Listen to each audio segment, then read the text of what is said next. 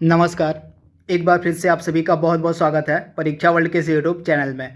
दोस्तों, आज से हम राजस्व लेखपाल 2021 की परीक्षा के लिए प्रैक्टिस सेट की शुरुआत करने जा रहे हैं। यह जो हमारा प्रैक्टिस सेट होगा, इसमें हम डेली बेसिस पर 75 एमसीक्यूज़ को सॉल्व किया करेंगे तथा ये जो आपके 75 एमसीक्यूज़ होंगे, इसमें 25 प्रश्न आपके सामान्य हिंदी के होंगे, 25 प्रश्न आपके सामान्य ज्ञान के होंगे और 25 प्रश्न आपके ग्रामीण परिवेश के होंगे। बिल्कुल एग्जाम के पैटर्न पर इस प्रैक्टिस सेट को आप तक पहुंचाया जाएगा। यह हमारा पहला प्रैक्टिस सेट है। तो चलिए वीडियो को शुरू करते हैं और देख लेते हैं कि आज का हमारा जो प्रैक्टिस सेट है, इसमें हमने कौन कौन से बेहतरीन सामान्य हिंदी के प्रश्नों को सम्मिलित किया हुआ है, सामान्य ज्ञान के प्रश्नों को सम्मिलित किया हुआ है और ग्रामीण परिवेश के प्रश्नों को सम्मिलित किया हुआ है। आप कमेंट बॉक्स में बताइएगा कि आपको यह जो प्रैक्टिस सेट है कैसा लगा। तो चलिए आज के सेशन को शुरू करते हैं।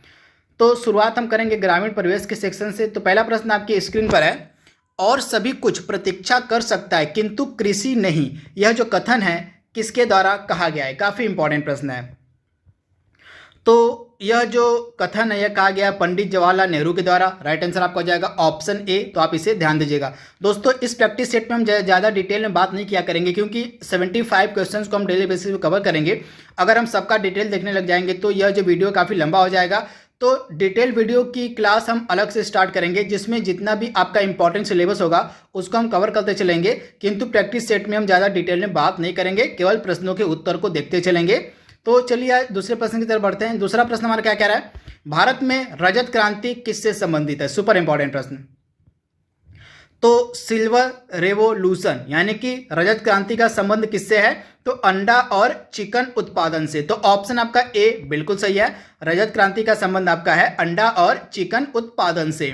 अगला प्रश्न आपकी स्क्रीन पर है, केसर के पौधे का कौन सा भाग उपयोग में लाया जाता है। सुपर इंपॉर्टेंट प्रश्न। तो केसर के पौधे का कौन सा भाग उपयोग में लाया जाता है, तो इसका जो वर्तिकाग्र होता है, इसका जो स्टिग्मा वाला भाग होता है वह उपयोग में लाया जाता है। तो ऑप्शन आपका सी बिल्कुल सही है, वर्तिकाग्र। तो आप इसे ध्यान दीजिएगा। अगला प्रश्न यहाँ पे हमारा है, महाजनी प्रथा का सर्वप्रथम उल्लेख निम्नलिखित में से किस ग्रंथ में हुआ है। सुपर इंपॉर्टेंट प्रश्न। तो महाजनी प्रथा का जो सर्वप्रथम बार उल्लेख है यह किया गया है शतपथ ब्राह्मण में। तो ऑप्शन आपका डी बिल्कुल सही हो जाएगा। शतपथ ब्राह्मण में महाजनी प्रथा का सर्वप्रथम उल्लेख किया गया था। तो ऑप्शन आपका डी बिल्कुल सही है, शतपथ ब्राह्मण। अगला प्रश्न यहाँ पे हमारा है, ललित निम्नलिखित में से किसकी एक उत्तम किस्म है। तो दिए गए ऑप्शंस में से अमरूद की एक उत्तम किस्म है ललित। तो ऑप्शन आपका डी बिल्कुल सही हो जाएगा, अमरूद की। अगला प्रश्न यहाँ पे हमारा है, कृषि कार्य में लगे ट्रैक्टर की आवाज किस स्तर से अधिक नहीं होनी चाहिए।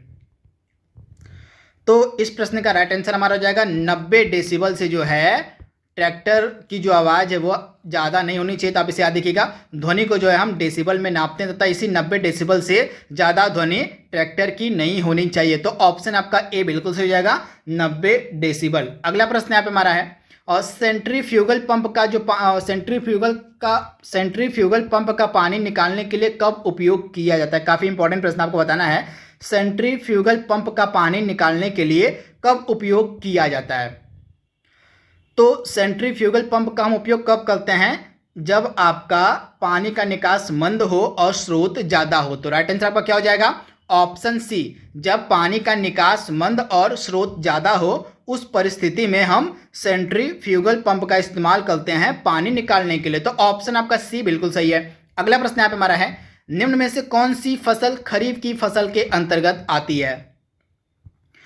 तो खरीफ की फसल के अंतर्गत आपको कौन कौन सी फसलें मिलेंगी, तो धान हो गया, बाजरा हो गया, ज्वार, यानी कि ये सभी जो फसलें आपके सामने दी गई हैं ये सभी खरीफ की फसलों का एग्जाम्पल है। तो इनके बारे में आपको पता होना चाहिए, खरीफ की फसलें कौन कौन सी होती हैं, रबी की फसलें कौन कौन सी होती हैं, जायद की फसलें कौन कौन सी होती हैं।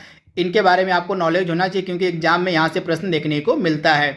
इसके बाद अगला प्रश्न यहाँ पे हमारा है, चावल के उन्नत बीज की प्रति हेक्टेयर बीजारोपण दर क्या होती है। सुपर इंपॉर्टेंट प्रश्न। तो प्रति हेक्टेयर और बीजारोपण दर कितनी होती है, तो 15 किलोग्राम प्रति हेक्टेयर, यानी कि चावल के उन्नत बीज की प्रति हेक्टेयर बीजारोपण दर होती है आपकी 15 किलोग्राम प्रति हेक्टेयर। तो ऑप्शन आपका बी बिल्कुल सही हो जाएगा, 15 किलोग्राम प्रति हेक्टेयर। अगला प्रश्न यहाँ पे हमारा क्या कह रहा है, निम्न में से कौन सा अम्लीय धरती पर सफलता से उगाया जा सकता है। तो इसमें से जो तरबूज होता है यह धरती पर सफलतापूर्वक उगाया जा सकता है। तो आप इसे याद रखिएगा, इसका पीएच मान 7 से कम होता है तथा यह धरती पर सफलतापूर्वक उगाया जा सकता है। तो आप इसे ध्यान दीजिएगा, ऑप्शन आपका जो बी है बिल्कुल सही हो जाएगा, तरबूज। अगला प्रश्न यहाँ पे हमारा है, पूसा रसराज निम्नलिखित में से किसकी उन्नत किस्म है? सुपर इंपॉर्टेंट प्रश्न। तो पूसा रसराज किसकी उन्नत किस्म है? तो यह खरबूजा की एक उन्नत किस्म है। तो ऑप्शन आपका ए बिल्कुल सही हो जाएगा, खरबूजा। तो आप इसे ध्यान दीजिएगा। अगला प्रश्न यहाँ पे हमारा है, उत्तर भारत में गेहूं के फसल की हेरफेर किससे की जाती है? सुपर इंपॉर्टेंट प्रश्न। तो उत्तर भारत में गेहूं के फसल की जो हेरफेर है यह धान के फसल से की जाती है। तो ऑप्शन आपका जो सी है बिल्कुल सही हो जाएगा, धान के फसल से जो है उत्तर भारत में गेहूं के फसल की हेरफेर की जाती है। तो ऑप्शन आपका सी 100% सही है। अगला प्रश्न यहाँ पे हमारा है, एक हार्स पावर कितने के बराबर होता है? तो आपका जो एक हार्स पावर होता है यह 746 वॉट के बराबर होता है। तो ऑप्शन आपका जो सी है बिल्कुल सही हो जाएगा, 746 वॉट के बराबर होता है आपका एक हॉर्स पावर। अगला प्रश्न यहाँ पे हमारा है, निम्नलिखित में से किस वर्ष में उत्तर प्रदेश सहकारी बैंक की स्थापना की गई थी? तो उत्तर प्रदेश सहकारी बैंक की जो स्थापना थी यह नवंबर 1944 में की गई थी। तो ऑप्शन आपका जो बी है बिल्कुल सही हो जाएगा, नवंबर 1944 में उत्तर प्रदेश सहकारी बैंक की स्थापना की गई थी। तो आप इसे ध्यान दीजिएगा, ऑप्शन आपका बी बिल्कुल सही है। अगला प्रश्न यहाँ पे हमारा है, पश्चिमी घाट की स्थानांतरित कृषि का क्या नाम है? आपको बताएं, जो पश्चिमी घाट की स्थानांतरित कृषि होती है उसको हम किस नाम से जानते हैं? तो पश्चिमी यानी कि वेस्टर्न घाट की जो आपकी स्थानांतरित कृषि होती है उसको हम कुमारी के नाम से जानते हैं। तो ऑप्शन आपका बी बिल्कुल सही हो जाएगा, पश्चिमी घाट का जो एरिया उसमें जो स्थानांतरित कृषि की जाती है उसको हम कुमारी के नाम से जानते हैं। तो ऑप्शन आपका बी बिल्कुल सही है। प्रधानमंत्री उज्ज्वला योजना को सर्वप्रथम बार किस जगह से लागू किया गया था? आपको बताना है।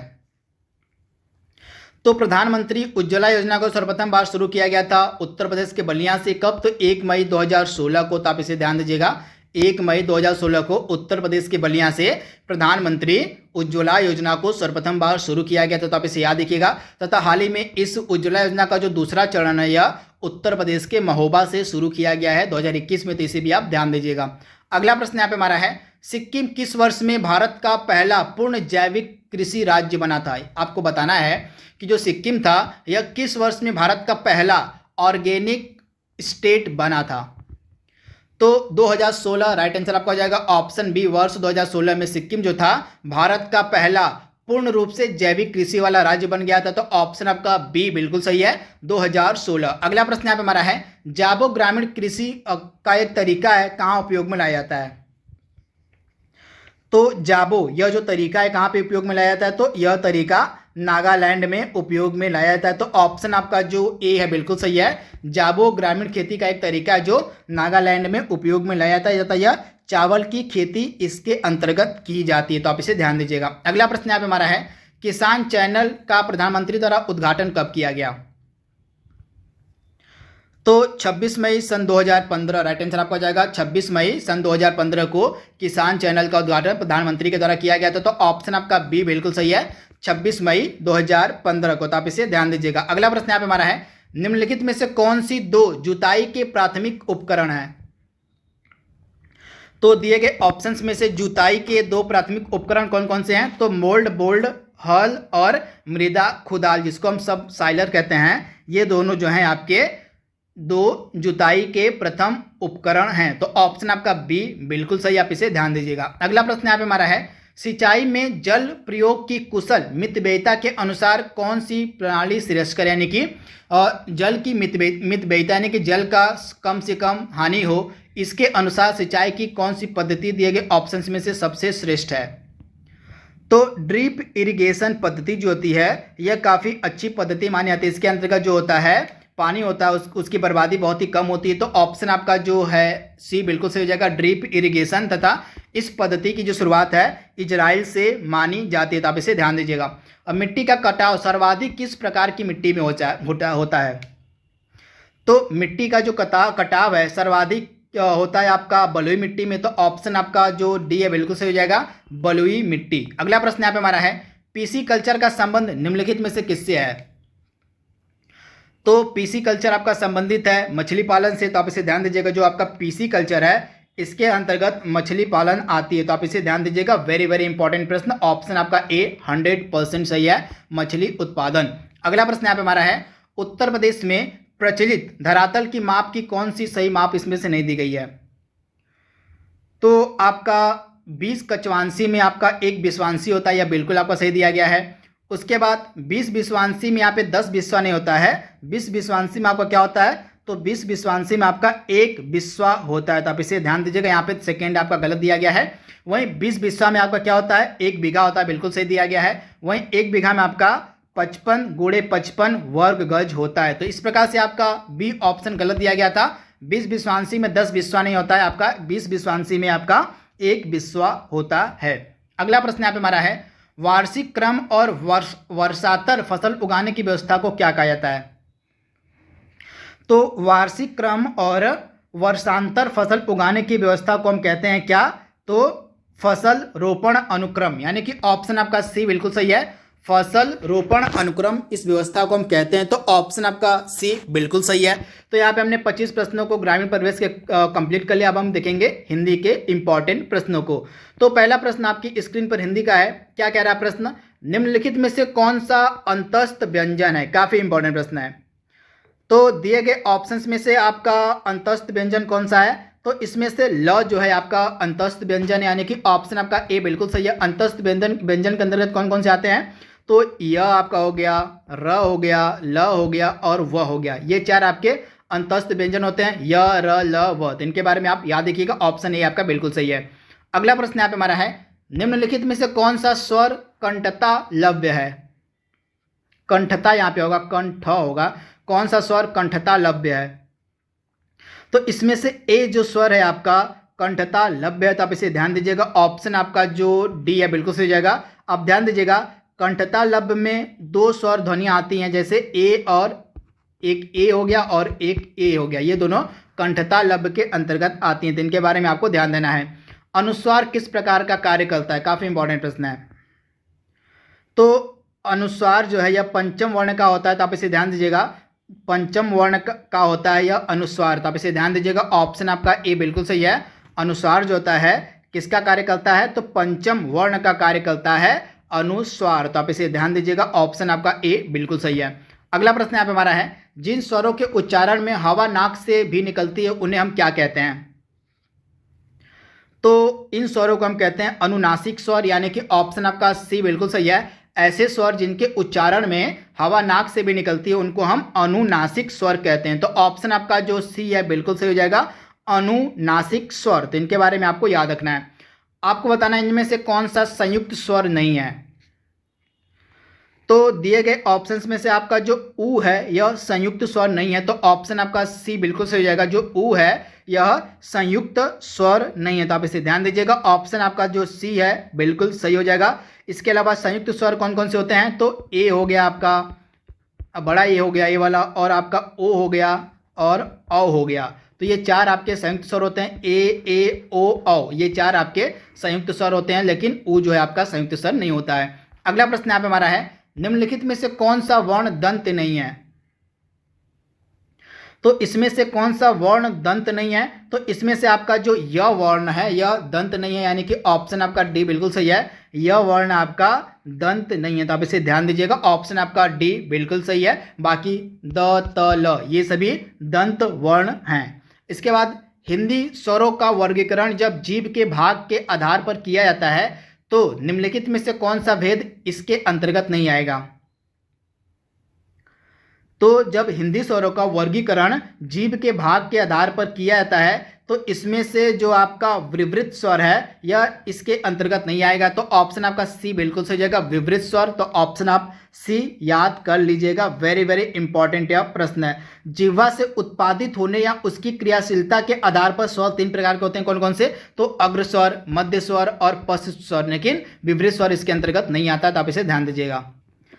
अगला प्रश्न यहाँ पे हमारा है, और निम्नलिखित में से पार्श्विक ध्वनि कौन सी है? इसमें से तो दिए गए ऑप्शंस में से आपकी पार्श्विक ध्वनि कौन सी है? तो ल, यानी कि ऑप्शन आपका बी बिल्कुल सही है, जो ल है आपकी पार्श्विक ध्वनि है, तो ऑप्शन आपका जो बी है बिल्कुल सही हो जाएगा, ल जो है आपकी पार्श्विक ध्वनि है। अगला प्रश्न यहाँ पे हमारा है, ट वर्ग उच्चारण की दृष्टि से किस वर्ग की ध्वनि, किस प्रकार के वर्ग की ध्वनि है? तो ट वर्ग जो है उच्चारण की दृष्टि से मूर्धन्य वर्ग की ध्वनि आती है, तो आप इसे ध्यान दीजिएगा मूर्धन्य, यानी कि ऑप्शन आपका सी बिल्कुल सही हो जाएगा। आप इसे ध्यान दीजिएगा, ट वर्ग जो है यह मूर्धन्य ध्वनि के अंतर्गत आता है, तो आप इसे ध्यान दीजिएगा, वेरी वेरी इंपॉर्टेंट। इसके बाद अगला प्रश्न यहाँ पे हमारा है, निम्नलिखित में से कौन सा दीर्घ स्वर है? तो दिए गए ऑप्शंस में से आपका दीर्घ स्वर कौन सा है? तो इसमें से आपका जो दीर्घ स्वर है आपका हो जाएगा ऑप्शन जो आपका ए है, यानी कि आ जो है आपका दीर्घ स्वर है, यानी कि ऑप्शन आपका ए बिल्कुल सही हो जाएगा। आ आपका दीर्घ स्वर के अंतर्गत आता है, तो आप इसे ध्यान दीजिएगा। इसके बाद अगला प्रश्न कह रहा है, च छ ज झ अ का जो उच्चारण होता है किस प्रकार से होता है? तो इन सभी का उच्चारण आपका तालु से होता है, यानी कि ऑप्शन आपका क्या सही हो जाएगा? इन सभी का उच्चारण आपका तालु से होता है, तो ऑप्शन आपका डी यहाँ पे बिल्कुल सही हो जाएगा, तालु यहाँ पे होगा। तो इन सब का उच्चारण आपका तालु से होता है, च छ ज झ का, इन सभी का उच्चारण आपका तालु से होता है, आप इसे ध्यान दीजिएगा। अगला प्रश्न यहाँ पे हमारा है, प्रत्येक वर्ग का दूसरा और चौथा वर्ण क्या कहलाता है? यहाँ पे वर्ण होगा, तो प्रत्येक वर्ग का दूसरा और चौथा वर्ण क्या कहलाता है? तो आप ध्यान दीजिएगा, महाप्राण, यानी कि ऑप्शन आपका ए बिल्कुल सही हो जाएगा। प्रत्येक वर्ग का दूसरा और चौथा जो वर्ण होता है वह महाप्राण कहलाता है, तो आप इसे ध्यान दीजिएगा, ऑप्शन आपका ए बिल्कुल सही हो जाएगा। आप इसे ध्यान दीजिएगा, महाप्राण के अंतर्गत क्या आता है? प्रत्येक वर्ग का दूसरा और चौथा वर्ण, तो आप इसे ध्यान दीजिएगा, वेरी वेरी इंपॉर्टेंट। अगला प्रश्न यहाँ पे हमारा है, उच्चारण की दृष्टि से संबल ध्वनि का कौन सा वर्गीकरण है? तो उच्चारण की दृष्टि से जो संबल है यह संपृक्त ध्वनि के अंतर्गत आपका आएगा, तो ऑप्शन आपका ए बिल्कुल सही हो जाएगा, संपृक्त ध्वनि के अंतर्गत आपका हो जाएगा संबल, तो आप इसे ध्यान दीजिएगा, ऑप्शन आपका ए बिल्कुल सही है। अगला प्रश्न यहाँ पे हमारा है, हिंदी भाषा में हस्व स्वरों की संख्या कितनी है?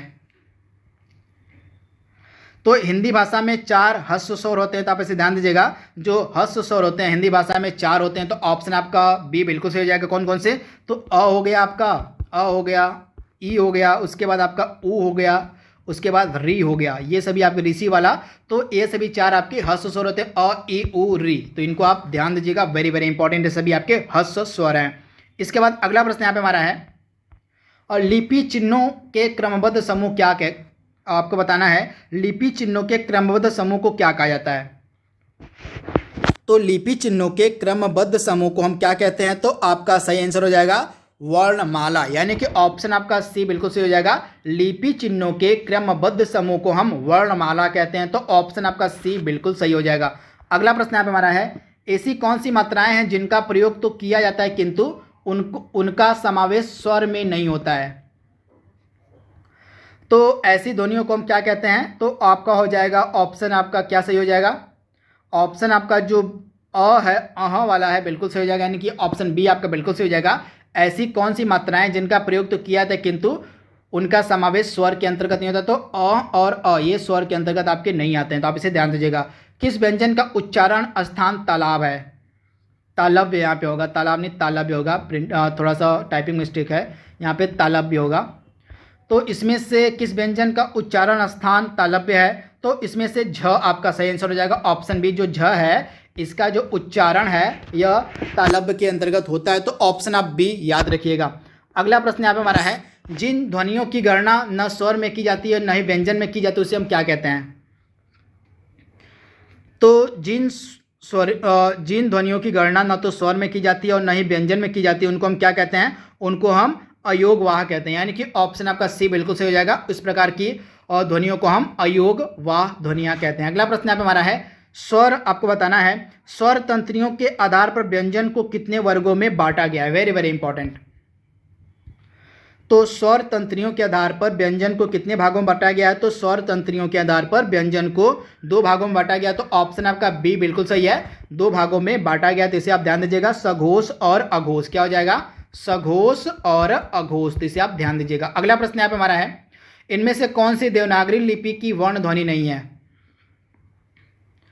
तो इसमें से देवनागरी लिपि की वर्ण ध्वनि कौन सी नहीं है? तो ग्रीवा ध्वनि, यानी कि ऑप्शन आपका बी बिल्कुल सही जाएगा। जो ग्रीवा ध्वनि है यह देवनागरी लिपि की वर्ण ध्वनि नहीं है, तो ऑप्शन आपका बी बिल्कुल सही है। अगला प्रश्न यहाँ पे हमारा है, भाषा की सार्थक लघुत्तम इकाई किसे माना जाता है?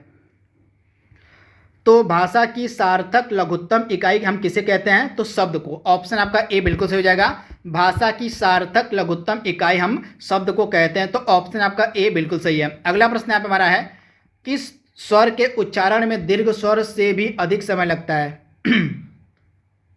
तो इस प्रकार का स्वर कौन सा होता है? तो आप ध्यान दीजिएगा, प्लुत्य। प्लुत जो होता है, यह जो स्वर होता है, इसके उच्चारण में दीर्घ स्वर से भी अधिक समय लगता है, तो ऑप्शन आपका जो डी है बिल्कुल सही हो जाएगा, प्लुत। तो आप इसे ध्यान दीजिएगा, जैसे ओम हो गया, सुनो हो गया, ये सभी जो आपके प्लुत स्वर के अंतर्गत आते हैं। इसके बाद प्रत्येक शब्द की वर्तनी के सभी वर्णों को उसी क्रम में अलग अलग दिखाना क्या कहलाता है? तो प्रत्येक शब्द की वर्तनी के सभी वर्णों को उसी क्रम में अलग अलग दिखाना क्या कहलाता है? तो इसको हम कहते हैं वर्ण विच्छेद, यानी कि ऑप्शन आपका जो बी है बिल्कुल सही हो जाएगा, वर्ण विच्छेद। अगला प्रश्न यहाँ पे हमारा है, वर्णमाला में स्पर्श व्यंजनों की संख्या कितनी है? तो वर्णमाला में स्पर्श व्यंजनों की संख्या आपकी होती है टोटल 25, यानी कि ऑप्शन आपका ए बिल्कुल सही हो जाएगा, टोटल 25 होते हैं आपके स्पर्श व्यंजन। हिंदी का लास्ट प्रश्न यहाँ पे हमारा है, स्वर ए का उच्चारण स्थान कौन सा होता है? तो मैंने इसके बारे में आपको बताया था, कंठ तालव्य ये होते हैं, तो ऑप्शन आपका डी बिल्कुल सही हो जाएगा, कंठ तालव्य। तो यहाँ पे हमने 25 प्रश्न हिंदी के कंप्लीट कर लिया। अब हम जीएस के प्रश्नों को कवर करेंगे। तो पहला इंपॉर्टेंट प्रश्न आपके स्क्रीन पर है, रक्त क्या होता है, यानी कि रक्त किस प्रकार का होता है? तो रक्त आपका होता है क्षारीय होता है, यानी कि ऑप्शन आपका जो सी है बिल्कुल सही हो जाएगा। रक्त का जो पीएच मान होता है कितना होता है? तो रक्त का पीएच मान आपका होता है 7.4 लगभग, तो यह आपका क्षारीय विलयन होता है, तो आप इसे ध्यान दीजिएगा, ऑप्शन आपका ए बिल्कुल सही हो जाएगा, क्षारीय। अगला प्रश्न यहाँ पे हमारा है, मानव हृदय का सबसे बड़ा और सबसे मजबूत कक्ष कौन सा होता है? तो मानव हृदय का सबसे बड़ा और सबसे मजबूत जो कक्ष होता है उसको हम कहते हैं बाह्यनिलय, यानी कि ऑप्शन आपका बी बिल्कुल सही है, बाह्यनिलय। अगला प्रश्न यहाँ पे हमारा है, सिंधु घाटी सभ्यता में घोड़े के अस्थियों के अवशेष कहाँ मिले हैं? तो सिंधु घाटी सभ्यता में घोड़े के अस्थियों के अवशेष कहाँ मिले हैं? तो सूरकोटदा में, यानी कि ऑप्शन आपका बी बिल्कुल सही है, सूरकोटदा। अगला प्रश्न यहाँ पे हमारा है, मोहनजोदड़ो का अर्थ क्या है? काफी इंपॉर्टेंट प्रश्न है। तो मोहनजोदड़ो का अर्थ होता है माउंड ऑफ द डेड, यानी कि मृतकों का टीला, इसको हम हिंदी में कहते हैं, तो ऑप्शन आपका ए बिल्कुल सही हो जाएगा, मृतकों का टीला, यानी कि माउंड ऑफ द डेड। अगला प्रश्न यहाँ पे हमारा है, निम्नलिखित में से कौन सा स्थल सिंधु घाटी सभ्यता से संबंधित नहीं है? तो कालीबंगा का संबंध सिंधु घाटी से है, रोपड़ का संबंध है, लोथल का संबंध है, लेकिन पाटलिपुत्र का जो संबंध है सिंधु घाटी सभ्यता से नहीं है। अगला प्रश्न यहाँ पे हमारा है, ऋग्वेद में निम्नलिखित में से किस देवता का सर्वाधिक महत्व है? तो ऋग्वेद में आपका इंद्र देवता का सर्वाधिक महत्व, यानी कि ऑप्शन आपका जो सी है बिल्कुल सही हो जाएगा, इंद्र का। अगला प्रश्न यहाँ पे हमारा है, और भाषा के आधार पर राज्यों का पुनर्गठन किस वर्ष में किया गया था? तो भाषा के आधार पर राज्यों का जो पुनर्गठन किया गया था 1956 में, तो ऑप्शन आपका डी बिल्कुल सही है, 1956। कौन सा मौलिक अधिकार अल्पसंख्यकों के हितों के संरक्षण की बात करता है? सुपर इंपॉर्टेंट प्रश्न। तो आपका जो सांस्कृतिक और शैक्षिक अधिकार है, जो मौलिक अधिकार के अंतर्गत आता है, या अल्पसंख्यकों के हितों के संरक्षण की बात करता है, तो ऑप्शन आपका सी बिल्कुल सही है, सांस्कृतिक और शैक्षिक अधिकार, जो आपका आर्टिकल 29 और 30 के अंतर्गत आता है, आप इसे ध्यान दीजिएगा। अगला प्रश्न यहाँ पे हमारा है, मौलिक अधिकारों को लागू करने के लिए संविधान ने किसे विशेष उत्तरदायित्व सौंपा है? तो मौलिक अधिकारों को लागू करने के लिए संविधान ने विशेष प्रकार का उत्तरदायित्व जिम्मेदारी दी है और उच्चतम न्यायालय को, तो ऑप्शन आपका जो ए है बिल्कुल सही हो जाएगा। किसी व्यक्ति के अगर मौलिक अधिकारों का हनन होता है, यानी कि फंडामेंटल राइट्स का हनन होता है, तो वह व्यक्ति सीधे अपने फंडामेंटल राइट्स को लागू कराने के लिए सुप्रीम कोर्ट के पास जा सकता है, आर्टिकल 32 के अंतर्गत, आप इसे ध्यान दीजिएगा। अगला प्रश्न यहाँ पे हमारा है, और 42वें संविधान संशोधन अधिनियम के माध्यम से भारतीय संविधान में कितने मौलिक कर्तव्य शामिल किए गए थे? तो जब स्टार्टिंग में 42वें संविधान संशोधन के माध्यम से मौलिक कर्तव्यों को जोड़ा गया था संविधान में, तो टोटल 10 मौलिक कर्तव्य जोड़े गए थे, तो आप इसे ध्यान दीजिएगा। वर्तमान में 11 मौलिक कर्तव्य हैं, तो आपको कमेंट बॉक्स में बताना है कि जो 11वां हमारा मौलिक कर्तव्य है, इसको किस संविधान संशोधन अधिनियम के अंतर्गत जोड़ा गया था। तो ऑप्शन कमेंट बॉक्स में आपको बताना है कि 11वां जो हमारा मौलिक कर्तव्य है, इसको किस अधिनियम के अंतर्गत जगह दी गई थी, आप इसे बताइएगा। अगला प्रश्न यहाँ पे हमारा है, निम्नलिखित में से कौन सी समिति ने मूल कर्तव्यों को संविधान में सम्मिलित करने का सुझाव दिया था? तो इसका राइट आंसर हो जाएगा स्वर्ण सिंह समिति, यानी कि ऑप्शन आपका बी बिल्कुल सही है। अगला प्रश्न यहाँ पे हमारा है, भारत की संसद द्वारा हिंदू विवाह अधिनियम कब लागू किया गया? तो हिंदू विवाह अधिनियम को लागू किया गया था 1955 में, तो ऑप्शन आपका जो बी है बिल्कुल सही हो जाएगा, 1955। अगला प्रश्न यहाँ पे हमारा है, जलियांवाला बाग नरसंहार किस दिन घटित हुआ? तो जलियांवाला बाग हत्याकांड जो हुआ था यह 13 अप्रैल सन 1919 को हुआ था। तो ऑप्शन आपका बी बिल्कुल सही है, 13 अप्रैल 1919 को। अगला प्रश्न यहाँ पे हमारा है, महात्मा गांधी को सर्वप्रथम बार राष्ट्रपिता के नाम से किसने संबोधित किया था? तो महात्मा गांधी को सर्वप्रथम बार राष्ट्रपिता कहा गया था सुभाष चंद्र बोस के द्वारा, यानी कि ऑप्शन आपका सी बिल्कुल सही है, सुभाष चंद्र बोस। अगला प्रश्न यहाँ पे हमारा है, वर्ष का सबसे लंबा दिन कौन सा होता है? तो 21 जून इसका राइट आंसर हो जाएगा। 21 जून जो होता है वर्ष का सबसे लंबा दिन होता है। अगला प्रश्न यहाँ पे हमारा है, किस दिन पृथ्वी मतलब आपको बताना है कि जो पृथ्वी है किस तिथि को सूर्य के सबसे पास होगी?